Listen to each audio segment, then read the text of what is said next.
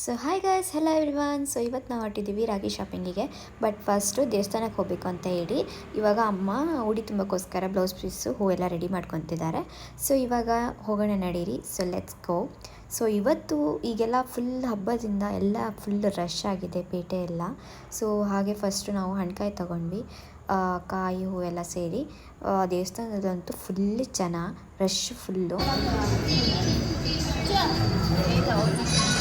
So ಆಮೇಲೆ ಅಪ್ಪಂಗೋಸ್ಕರ ಮಡಿ ತೊಗೋಬೇಕಿತ್ತು. So ಅದಕ್ಕೆ ಮಡಿ ತೊಗೊಳಕ್ಕೋಸ್ಕರ ಶಾಪಿಗೆ ಬಂದ್ವಿ. ಏನು ರೇಟಪ್ಪ ದೇವ್ರೆ, ಏನನ್ನು ಮುಟ್ಟೋ ಆಗಿಲ್ಲ ಈಗಂತೂ. ಸೊ ಆದರೂ ನಮಗೆ ಬೇಕಿತ್ತು ಅಂತ ಹೇಳಿ ಪೂಜೆಗೋಸ್ಕರ ತೊಗೊಂಡ್ವಿ. ಆಮೇಲೆ ಬಂದ್ವಿ ರಾಖಿ ಶಾಪಿಂಗ್ ಮಾಡೋಕ್ಕೆ. ಏನು ಕೇಳ್ತೀರಾ, ವೆರೈಟಿ ಥರ ರಾಖಿಗಳು ಯಾವ್ದು ತೊಗೋಬೇಕಂತಲೇ ಗೊತ್ತಾಗಲ್ಲ, ಅಷ್ಟು ಚೆನ್ನಾಗಿದ್ದು. ಸೊ ಆಮೇಲೆ ಈ ಸೆಕ್ಷನಿಗೆ ಬಂದ್ವಿ.